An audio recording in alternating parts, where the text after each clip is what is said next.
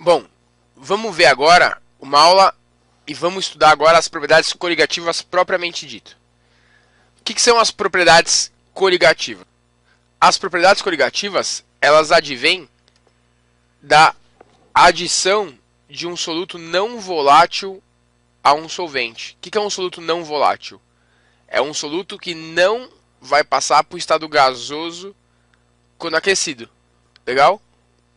E as propriedades coligativas não dependem, não depende da natureza do soluto, mas sim da concentração de partículas em solução.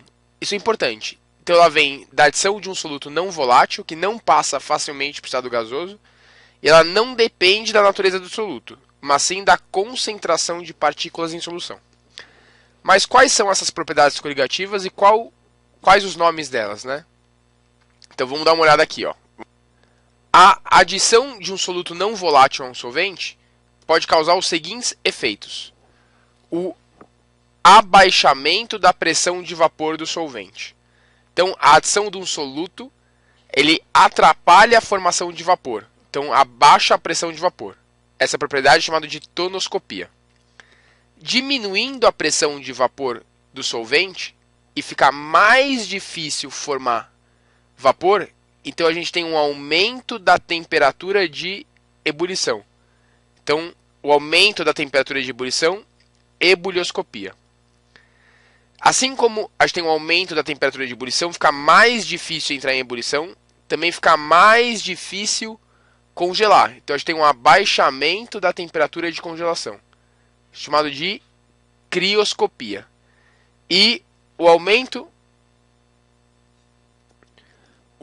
da concentração de partículas na solução, ou seja, quanto mais concentrada uma solução, maior a sua pressão osmótica, que pode ser chamada de osmometria ou osmoscopia.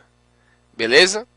Então, as propriedades coligativas resultam do abaixamento da pressão de vapor, aumento da temperatura de ebulição, abaixamento da temperatura de congelação. É assim que fala mesmo, eu sei que é meio estranho, mas pode aparecer o termo congelamento também, e aumento da pressão osmótica. Então vamos ver como que isso ocorre com alguns exemplos. Vamos lá então. Vamos supor a seguinte situação.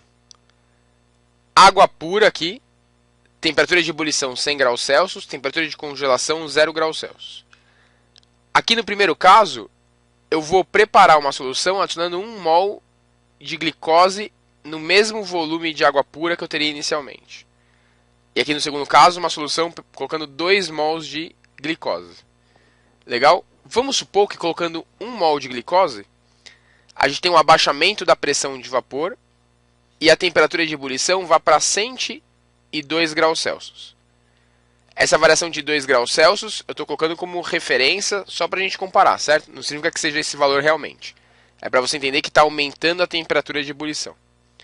E vamos supor que a temperatura de congelação caia para menos meio grau Celsius. Então foi de 0 para menos meio. Isso para 1 mol de glicose nessa solução. Se a gente colocar 2 mols de glicose, o efeito vai ser o dobro. Se 1 mol de glicose aumentou a temperatura de ebulição em 2 graus Celsius, 2 mol vão aumentar em 4. Então aqui a temperatura de ebulição seria 104 graus Celsius. É proporcional à concentração de partículas em solução. E se a temperatura de congelação foi para menos meio, aqui vai para menos 1 grau Celsius. Entendeu a ideia? Vamos ver mais alguns exemplos. Como que isso aqui pode ser representado num gráfico, né, da pressão de vapor. Porque vamos chamar de água pura, vamos chamar de 1. Legal? 1 aqui. Água pura. Vamos chamar a solução com 1 mol de glicose de 2. E a solução com 2 mol de glicose de 3. Certo. Então vamos ver aqui o gráfico.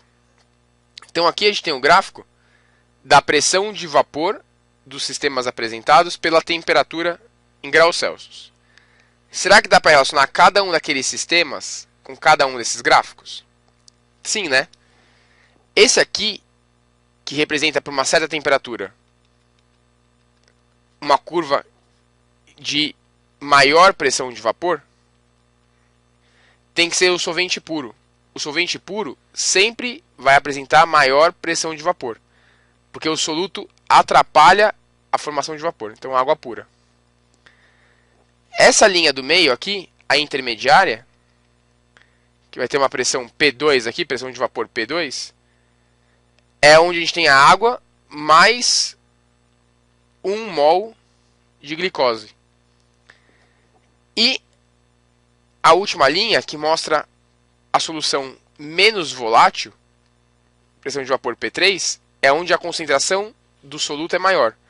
Então a gente teria água pura mais 2 mol de glicose. Ou seja, quanto maior a concentração de partículas em solução, menor a pressão de vapor, certo? Vamos ver mais alguns exemplos sobre isso. Então, olha lá, vamos ver. Aqui, água pura, 100 graus Celsius, 0 graus Celsius. Olha lá, se eu colocar 6 vezes 10 a 23 moléculas de glicose, continua sendo 1 mol, né? Então, o aumento na temperatura de ebulição que a gente está considerando seria o mesmo, 102 graus Celsius, e a temperatura de congelação menos meio. Se eu adicionar 1 mol de ureia, não depende da natureza do soluto, né?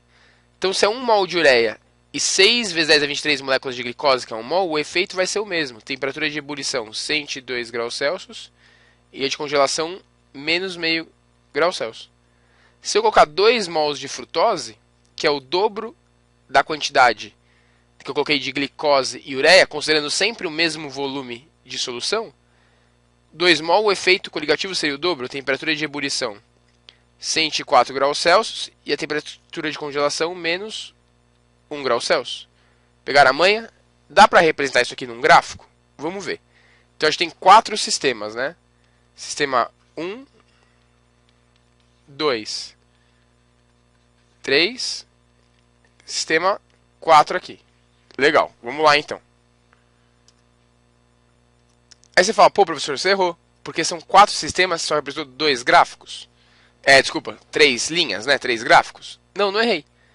Essa aqui, a linha mais para cima, vai ser da água pura, porque é a que tem a maior pressão de vapor. Solvente puro sempre apresenta a maior pressão de vapor. Então isso aqui, água pura.